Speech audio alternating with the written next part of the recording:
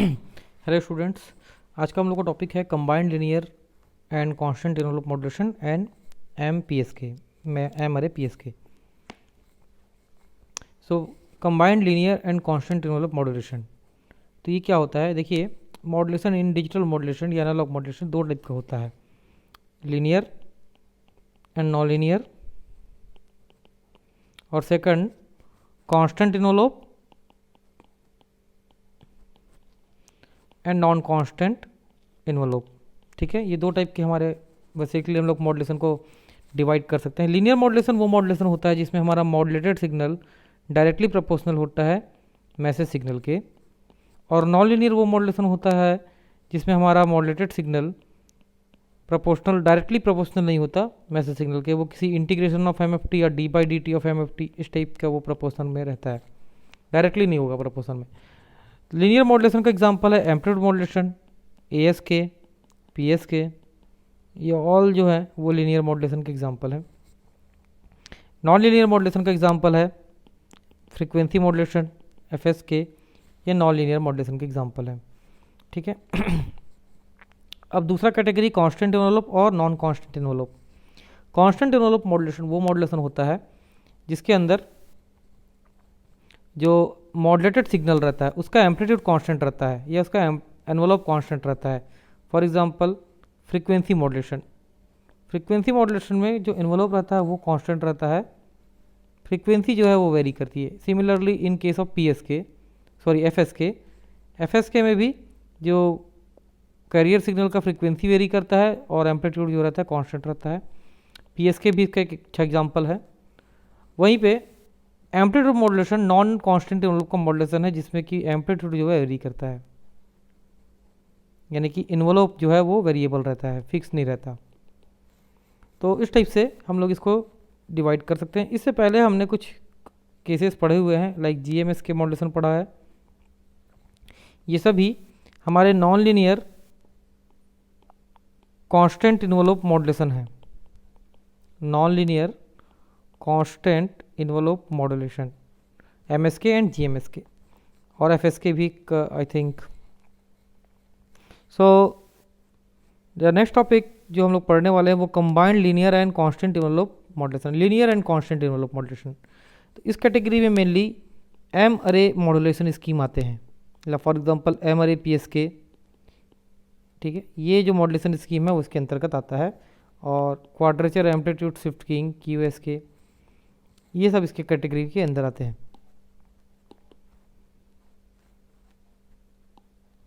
तो अब हम लोग देखते हैं कि एम अरे मॉड्यूलेशन स्कीम क्या होता है। Generally in case of binary PSK या बीपीएसके हम लोग single bit at a time send करते हैं। In case of BPSK we send just one bit, either 1 और 0।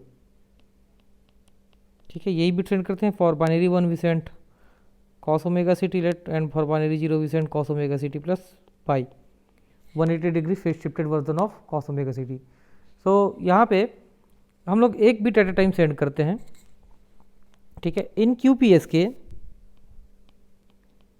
हम लोग दो दो बिट का ग्रुप बनाते हैं, और ये दो दो बिट को ग्रुप को हम लोग सेंड करते हैं। फॉर अ सिंगल ग्रुप एक कैरियर सिग्नल सेंड करते हैं, लेट से cos ओमेगा सी टी, इसके लिए कोई और carrier signal cos omega C T plus pi 4, इस टाइप से। तो हम लोग ये अलग अलग ग्रुप के लिए अलग अलग कैरियर सिग्नल सेंड करते हैं, मतलब 4 से ग्रुप बनता है तो 4 कैरियर सिग्नल हम सेंड करते हैं। ये जो ग्रुप बनता है, ग्रुप ऑफ बिट्स, इसको बोलते हैं सिंबल। मतलब ये बोलना चाहिए कि QPS के अंदर हम लोग 4 सिंबल सेंड करते हैं, और 4 सिंबल के रिस्पेक्ट में 4 कैरियर सिग्नल सेंड करते हैं। इसी तरह से अगर हम लोग 8 अरे PSK की बात करें, 8, तो उसके अंदर हम लोग यहाँ पे QPSK को मैं 4 अरे PSK बोल सकता हूँ क्योंकि 4 सिंबल भेज रहा हूँ। उसी तरह से अगर मैं 8 अरे PSK की बात करूँ तो 8 अरे PSK में हम लोग 8 सिंबल भेजते हैं, 8 सिंबल्स सेंड करते हैं, मतलब 8 कैरियर सिग्नल सेंड करते हैं हम लोग 8 सिंबल के रिस्पेक्ट में, जितने सिंबल उतने कैरियर सिग्नल। ठीक है, जैसे यहाँ पे हमारे पास 4 सिंबल थे, वैसे यहाँ पे 8 सिंबल्स होंगे। 8 सिंबल्स यानी कि एक एक सिंबल के अंदर मिनिमम 3 बिट होगा, ठीक है, 00 से 111 तक। तो इस टाइप से 00 से लेके 111 तक हमारे पास S0, लेट से इसको मैं S0, इसको लेट से S7 नाम दे रहा हूँ। तो इस टाइप से S0 से S7 तक मेरे पास 8 जो है बिट होगा, 8 जो है सिंबल होगा, और हर सिंबल के अंदर 3-3 बिट का ग्रुप होगा। एक एक जो सिंबल है वो 3 बिट का ग्रुप होगा इस टाइप से। उसी टाइप से जो एम अरे पी एस के है, मतलब एम अरे मॉड्यूलेशन है, मतलब हम लोग M number of symbols send करेंगे, एम सिंबल्स सेंड करेंगे। एम सिंबल्स मतलब M number of carrier signal, जो कि एक दूसरे से फेज शिफ्ट होगा, जिनका बीच में फेज का डिफरेंस होगा, एम कैरियर सिग्नल हम सेंड करेंगे। और ये एम सिंबल्स बने होंगे, हर सिंबल के अंदर एन नंबर ऑफ बिट्स होगा, एन नंबर ऑफ बिट का ग्रुप होगा। तो इस टाइप का जो मॉड्यूलेशन स्कीम होता है उसको हम लोग एम अरे मॉड्यूलेशन स्कीम बोलते हैं, जिसके बारे में हम लोग अभी पढ़ने वाले हैं। Okay, so in M array signaling scheme, 2 or more bits are grouped together to form a symbol. One of the M possible signals S1 of S ये are transmitted during each symbol period of time. ठीक है, तो देखिए मान लीजिए ये bit है 1, this is 0 1 0। ये जो बिट का ड्यूरेशन होता है इसको बोलता हूँ टीबी। सिंगल जो बिट है उसका बिट का ड्यूरेशन होता है टीबी। अगर मैं दो ग्रुप का फॉर्म कर रहा हूँ, लेट्स से 1 1 या 0 1, तो 1 1 ये होगा, this is 1 this is 1, this is 0 this is 1। तो एक बिट का पीरियड होगा टीबी, दूसरे बिट का पीरियड होगा टीबी। उसी टाइप से यहाँ भी एक बिट का टाइम पीरियड होगा टीबी, दूसरे का भी होगा टीबी। दो बिट का जो ग्रुप बनाया हूँ उसको मैं बोलता हूँ एक सिंबल।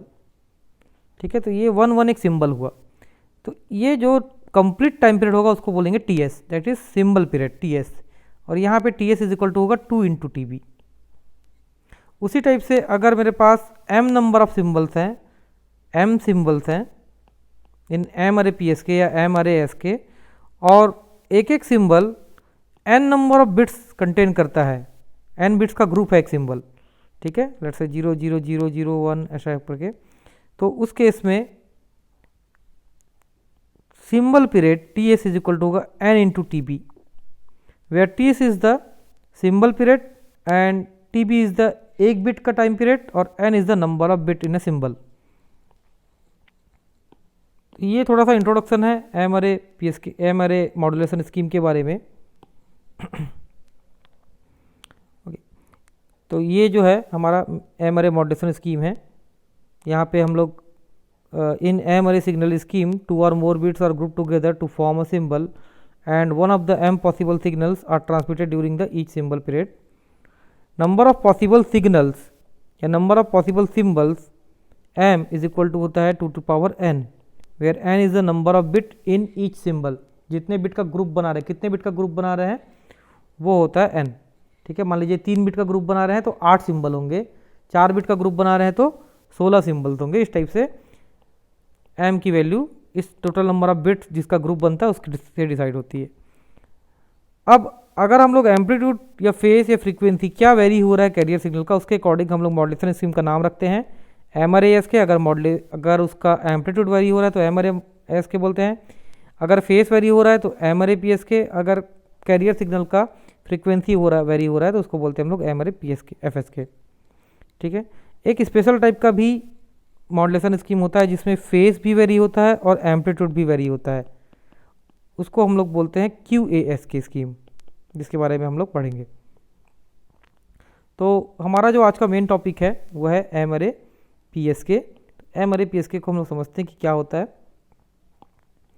तो इसको हम लोग कंपेयर करके पढ़ेंगे क्यू पी एस के साथ, तो ज़्यादा हमको ईजी होगा। तो in binary P S K we send 2 symbols, each symbol carry 1 bit.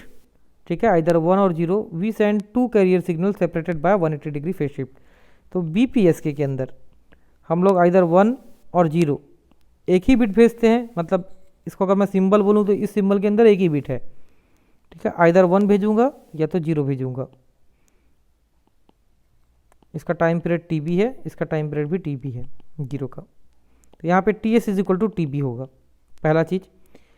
एक जब बाइनरी 1 भेजूंगा तो इसके लिए जो कैरियर सिग्नल भेजूंगा late say cos omega C T, अगर बाइनरी 0 भेज रहा हूँ तो इसके लिए दूसरा कैरियर सिग्नल भेजूंगा जो let say cos omega C T plus pi. तो जो ये और ये कैरियर सिग्नल है वो एक दूसरे से 180 डिग्री से शिफ्टेड है। ओके, तो उसी टाइप से इन QPS के बाइनरी PSK में तो हम लोग 2 बिट भेज रहे हैं, एट ए टाइम 1 बिट भेजते हैं सिंगल बिट। इन QPS के हम लोग 2-2 बिट का ग्रुप बनाते हैं। ये 2-2 बिट का ग्रुप बनाते हैं और ये 2-2 बिट के ग्रुप को हम लोग एक सिंबल बोलते हैं, S0, S1, S2 and S3 date से। ठीक है, इस टाइप से हमारे पास 4 सिंबल होते हैं। ये जो सिंबल है 0 0 0 1 1 0 और 1 1, इसको हम लोग सिंबल पीरियड जो होता है TS इजिकल टू 2TB होता है, क्योंकि एक बिट का टाइम पीरियड TB और ये 2 बिट से मिलके बना है सिंबल, तो टाइम पीरियड हो जाएगा टोटल 2TB। ओके, और एक जो है each 2 bit each symbol TS is equal to होकर 2TB का। 4 सिंबल है, 4 पॉसिबल सिंबल है, तो S1 S0 S1 एंड 2, इन सब के लिए चारों सिंबल के लिए 4 कैरियर सिग्नल भेजते हैं, S1 of T, S2 of T, S3 of T, S4 of T। तो इन चारों के लिए 4 कैरियर सिग्नल भेजते हैं। ये चारों कैरियर सिग्नल आपस में एक दूसरे से 90 डिग्री फेज शिफ्टेड रहते हैं π/2 QPSK के अंदर। ठीक है, तो फॉर एग्जांपल अगर S1 मेरा है let's say cos 2 pi cos omega C T plus π/4, तो दूसरा सिग्नल होगा S2 cos omega C T plus 3 π/4। ठीक है, इन दोनों के बीच में, इन दोनों कैरियर सिग्नल के बीच में 90 डिग्री का फेज शिफ्ट होगा। तो पर्टिकुलर एक सिंबल की पहचान उसके कैरियर से होगी। ठीक है, उसका कैरियर कौन से एंगल पे फेज शिफ्टेड है उससे उसकी पहचान होती है। फॉर एग्जांपल रिसीवर के पास रेफरेंस कैरियर सिग्नल रहता है, वो रेफरेंस कैरियर सिग्नल से इनकमिंग कैरियर सिग्नल को चेक करता है और देखता है कि कितने का फेज शिफ्ट आ रहा है रेफरेंस के साथ, तो उस हिसाब से वो पता करता है कि कौन सा सिंबल भेजा गया है ट्रांसमीटर की तरफ से। तो QPSK के अंदर जो इक्वेशन होता है वो ये होता है, QPSK का इक्वेशन ये होता है √2PS cos 2 पाई FCT प्लस 2m प्लस 1 π/4। ये जो हम लोग पढ़ रहे हैं वो ऑफसेट QPSK के लिए है, नॉन ऑफसेट QPSK के लिए नहीं है। ठीक है, यहाँ पे जो m है स्मॉल m, इसकी वैल्यू रहती है 0 1 2 3। ओके, तो ये m क्या चीज़ है, ये अगर मान लो पहला सिंबल आता है S0 तो m की वैल्यू 0, दूसरा सिंबल के रिस्पेक्ट में S1 के रिस्पेक्ट में S1, तीसरा सिंबल, जितने नंबर ऑफ सिंबल भेजूंगा उतने m की वैल्यू रहेगी। 4 सिंबल भेज रहा हूँ तो m की वैल्यू 4 वैल्यू है, 0 1 2 3 4। जब m इजिकल टू 0 रखूँगा तो एक सिंबल के रिस्पेक्ट में कैरियर सिग्नल मिलेगा, m इजिक्वल टू 1 रखेंगे तो दूसरा कैरियर सिग्नल मिलेगा, m इजिक्वल टू 2 रखेंगे तो तीसरा कैरियर रख के देखिए आप, तो यहाँ पे मेरे को 4 कैरियर सिग्नल मिलेंगे।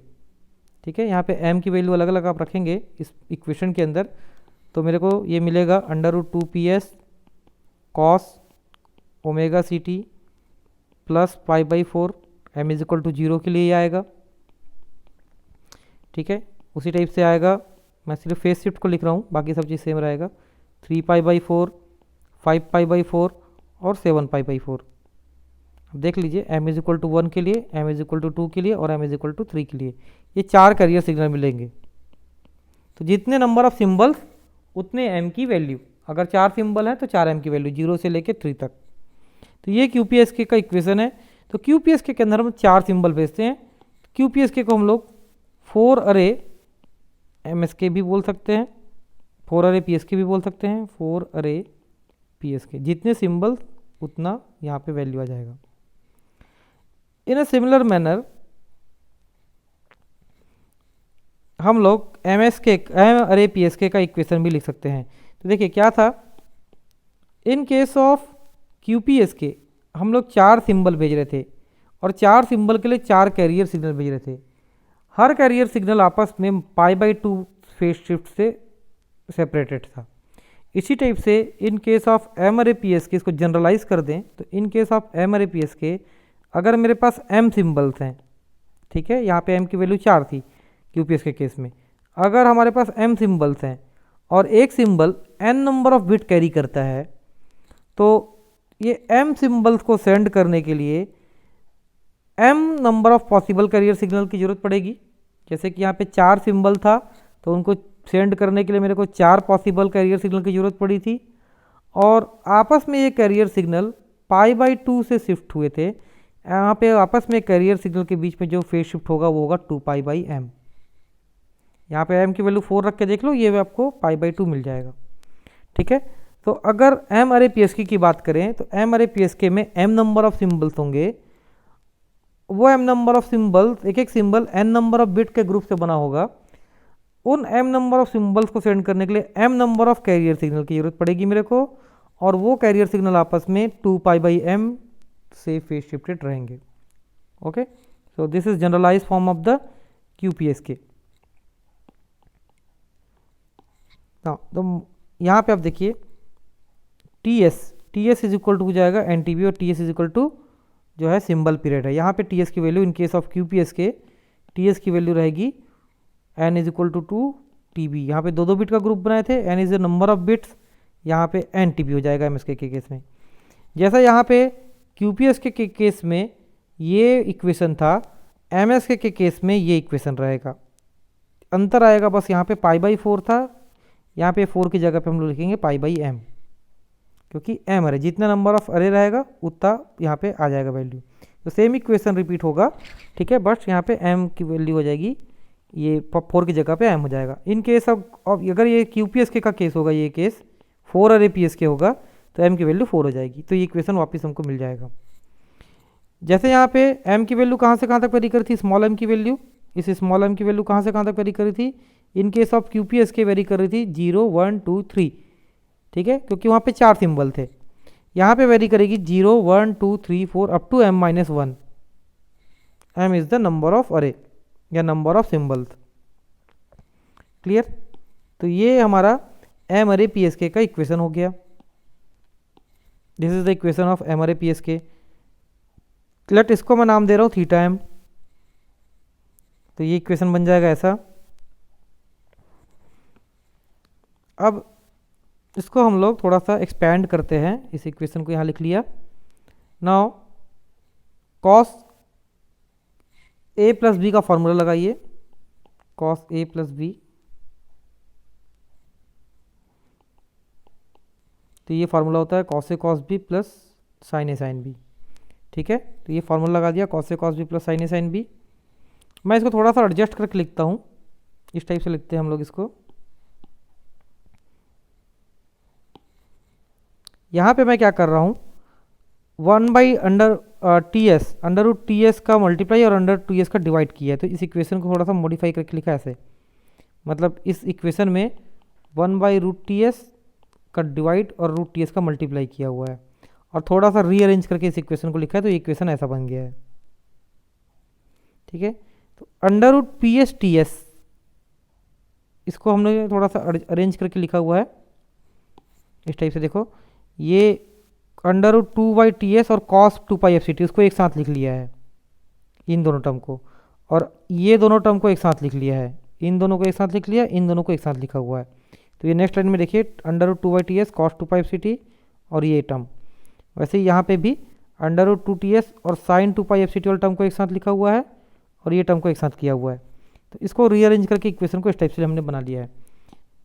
तो कुछ नहीं किया यहाँ पे, बस यहाँ पे cos a प्लस बी का फार्मूला लगाया है, तो ये इक्वेशन बन गया। अब इस इक्वेशन में 1/√TS का डिवाइड और मल्टीप्लाई किया है, तो ये इक्वेशन बन गया, और इसी इक्वेशन को थोड़ा सा अरेंज करके लिख दिया है आगे पीछे करके, तो ये इक्वेशन ऐसा बन गया है। And we know that PS into TS जो होता है वो एनर्जी होता है, ES। तो PS इंटू TS को मैं लिख सकता हूँ ES। इसको मैं ऐसा लिख लिया, ये इक्वेशन बन गया ऐसा, इक्वेशन नंबर 3। अंडर√TS cos θm अंडर√2/TS cos 2πfct अंडर√TS sin θm अंडर√2/TS sin 2πfct। नाउ ये जो है इसको मैं बोल रहा हूँ φ1, this is called φ1 and this is called φ2। तो जो हमारा इक्वेशन बनेगा वो ऐसा बन जाएगा। This five one and five two, तो फाइव वन और फाइव टू है, लेट्स से ये दोनों आपस में ऑर्थोगोनल फंक्शन है या बेसिस फंक्शन होते हैं। ठीक है, तो फाइव वन और फाइव टू ये मेरे बेसिस फंक्शन है या फिर ऑर्थोगोनल फंक्शन है। तो फाइव वन फाइव टू के थ्रू मैं कंसोलेशन डायग्राम बना सकता हूँ, ये मेरे एक्सिस बन जाते हैं।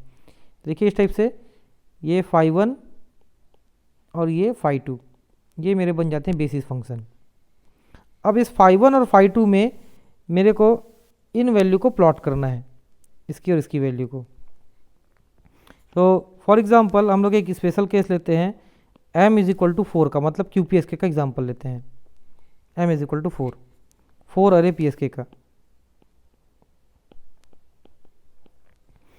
तो 4 अरे PSK के लिए इस इक्वेशन को लिखते हैं, तो अंडर रूट लेट ये वाला जो टर्म है इसको नाम देता हूँ मैं SE,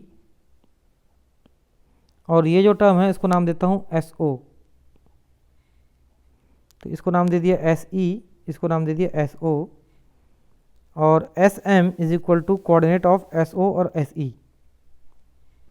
तो for m is equal to 4, S nought और SE की क्या क्या वैल्यू आएगी वो देखते हैं। ठीक है, S नॉट और SE हमने क्या रखा है, m इज इक्वल टू 4 रखा है, QPSK का केस रखा है।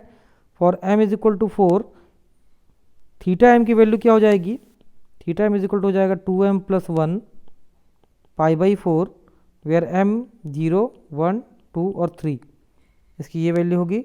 For m is equal to 0 मैं बाइनरी 1 1 सेंड करूंगा, m इज इक्वल टू 0 के लिए थीटा m की वैल्यू कितनी होगी, pi by 4। For m is equal to 0 theta m is equal to होगा पाई बाई 4। तो SE की वैल्यू कितनी होगी, SE हो जाएगा रूट ES बाई 2, और S नॉट हो जाएगा अंडर रूट ES बाई 2। आप रख के देख लीजिए, इसमें इसकी वैल्यू हो जाएगी 1 बाई रूट 2, इसकी वैल्यू हो जाएगी 1 बाई रूट 2, तो SE और S नॉट की वैल्यू हो जाएगी root ES by 2 root ES by 2। ठीक है, तो S की वैल्यू कितनी हो जाएगी, ये coordinate root ES by 2 root ES by 2। उसी तरीके से for m is equal to 1 binary signal send करूंगा 1 0, m इज इक्वल टू 1 के लिए थीटा m की वैल्यू हो जाएगी 3 पाई बाई 4। तो cos 3 pi by 4 sine 3 pi by 4, cos 3 pi by 4 कितना होता है, माइनस 1 बाई रूट 2, और साइन 3 पाई 5 होता है प्लस 1 बाई रूट 2। तो S नॉट और SE की ये वैल्यू आएगी। ठीक है, ये कोऑर्डिनेट सिस्टम बन जाएगा मेरा, ये S क्या है, S नॉट और SE है, ऐसा लिख रहा हूँ मैं S नॉट को। Similarly for m is equal to 2 ये हो जाएगा 5 पाई बाई 4, तो कॉस 5 पाई बाई 4 और साइन पाई बाई 4 ये वैल्यू आएगी, दोनों निगेटिव होंगे साइन और कॉस। और similarly for m is equal to 3 ये हो जाएगा 7 पाई बाई 4, थीटा m की वैल्यू हो जाएगी 7 पाई बाई 4, और ये वैल्यू हो जाएगी cos 7 pi by 4 sine 7 pi by 4, इतनी वैल्यू आएगी। ठीक है, तो ये मेरे को देखो यहाँ पे S नॉट और SE की, मतलब इन दोनों की वैल्यू मिल गई है, इसकी और इसकी अलग अलग वैल्यू मिल गई है। तो जब m इज इक्वल टू 0 रहेगा, मतलब मैं बाइनरी सिग्नल 1 1 सेंड करूँगा, तो VMPSK रहेगा रूट ES बाई 2 प्लस 5 1, थोड़ा सा साफ कर लेते हैं इसको।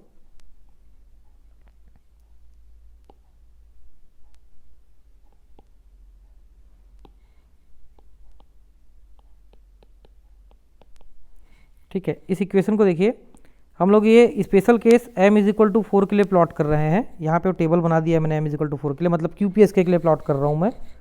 तो for m is equal to 4 मतलब QPSK के लिए theta m is equal to हो जाएगा 2m प्लस 1 पाई बाई 4। ठीक है, इस इक्वेशन से यहाँ से थीटा m की वैल्यू है, हम लोग m इज इक्वल टू 4 रखे हैं, तो theta m is equal to हो जाएगा 2m plus 1 pi by 4। For m is equal to 0, m is equal to 0 के लिए मैं बाइनरी सिग्नल क्या सेंड कर रहा हूँ 1 1, तो S नॉट किसको बोल रहा हूँ, इसको बोल रहा हूँ S नॉट, और इसको बोल रहा हूँ SE। ठीक है, इस टर्म का मैंने नाम दे दिया S not SE।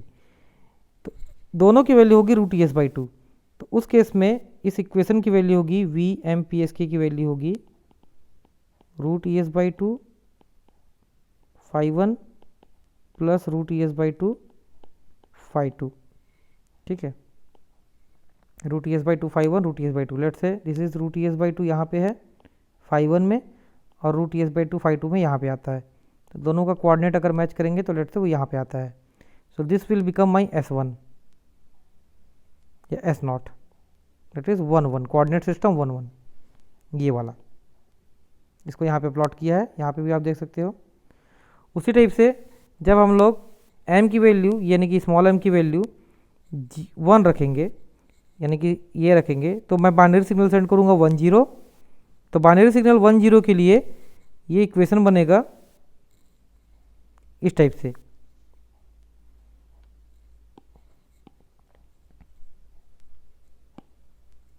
Binary signal 1 0 के लिए इक्वेशन बन जाएगा एम पी एस के इज इक्वल टू हो जाएगा -√ES/2 φ1 प्लस √ES/2 φ2। तो -√ES/2 यहाँ पे आएगा φ1 में और प्लस √ES/2 यहाँ पे आएगा, तो ये बनेगा मेरा S1 1 0, ठीक है। इसी टाइप से आगे के दो वैल्यूज़ के लिए भी ये प्लॉट हो जाएगा, तो ये बन जाएगा मेरा कंसोलेशन डायग्राम फॉर QPSK। इसी टाइप से अगर मेरे को 8 अरे PSK के लिए प्लॉट करना है, 8 अरे PSK के लिए प्लॉट करना है ये सेम चीज़ को, तो 8 अरे PSK के लिए क्या हो जाएगा, ये इक्वेशन आ जाएगा सेम। यहाँ पे थीटा m की वैल्यू हो जाएगी 2m + 1 π/4 π/8, ओके। सो फॉर, और ये m की वैल्यू कहाँ से कहाँ तक वेरी करेगी, m = 0 1 2 to 7, तो m की वैल्यू 0 से लेकर 7 तक वेरी करेगी। फॉर m = 0 के लिए थीटा m की वैल्यू हो जाएगी π/8, थीटा m = हो जाएगा π/8। थीटा m π/8 हुआ तो ये इक्वेशन कितना जाएगा, √ES cos π/8 plus √ES sin π/8। ये इक्वेशन जो है, ये वाला इक्वेशन, ये क्या होगा 8 अरे PSK के लिए √ES cos π/8 φ1 plus √ES sin π/8 φ2, ये बन जाएगा इक्वेशन फॉर m = 0। m = 0 के लिए बनेगा cos π/8 की वैल्यू लगभग 22 डिग्री होती है समथिंग कुछ, तो ये हो जाएगा 22 डिग्री समथिंग, और ये भी 22 डिग्री समथिंग होता है, मतलब यहाँ कहीं पे आएगा ये φ1 में यहाँ पे और φ2 में यहाँ पे, तो ये पॉइंट मिलेगा यहाँ पे। इसी टाइप से m = 1 के लिए हम लोग यहाँ पे इस m = 1 रखेंगे, m = 1 रखेंगे तो ये थीटा m की वैल्यू निकलेगी, कुछ निकलेगी थीटा m की वैल्यू, ये वैल्यू हम यहाँ पे रखेंगे और इससे हम लोग को ये इक्वेशन मिलेगा φ1 और φ2 के एक्सिस पे, तो हम लोग को m = 2 के लिए यहाँ पे ये मिला। इसी टाइप से ये पॉइंट्स हम लोग बना लेंगे, जैसे इस केस में बनाया है m = 4 के लिए, वैसे इस केस में m = 8 के लिए बनाएंगे। Let's say this is S0 S1 S2 S3 S4 S5 S6 और S7। तो ये हम लोग सातों जो अपने 8 कैरियर सिग्नल है, उन 8 कैरियर सिग्नल को यहाँ पे हमने प्लॉट कर लिया है। This is φ1 and this is φ2, φ1 और φ2 एक्सिस में।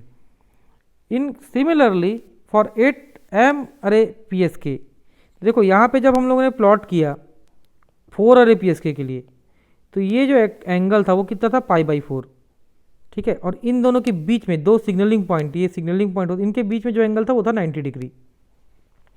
जब हमने 8 अरे PSK के लिए प्लॉट किया तो ये जो एंगल था यहाँ से यहाँ तक का एक्सिस, रेफरेंस एक्सिस और ये सिग्नलिंग पॉइंट के बीच में, ये था π/8 ये पॉइंट, और ये दो सिग्नलिंग पॉइंट के बीच में जो एंगल था ये था 2π/m, ये 2π/8, ठीक है, यानी कि π/4। उसी टाइप से अगर मैं m अरे PSK के लिए प्लॉट करूंगा तो ये एंगल होगा π/m, और ये दो सिग्नलिंग पॉइंट के बीच का एंगल होगा 2π/m। So this is the plotting for the M array PSK. Now power spectral density of MPSK. So power spectral density in case of QPSK होता है ये. In case of QPSK TS is equal to होता है 2 TB. In case of MSK TS is equal to होता है N TB. तो ये power spectral density पहले निकाल चुके हैं QPSK के लिए. इसी पावर स्पेक्ट्रल डेंसिटी में अगर मैं TS की वैल्यू N TB रख दूं तो मेरा पावर स्पेक्ट्रल डेंसिटी मिल जाता है M array PSK के लिए. और इसकी बैंडविड्थ होती है इतनी. Bandwidth in case of M array PSK होता है 2/N TB. ठीक है. सो this is the all about the M array PSK.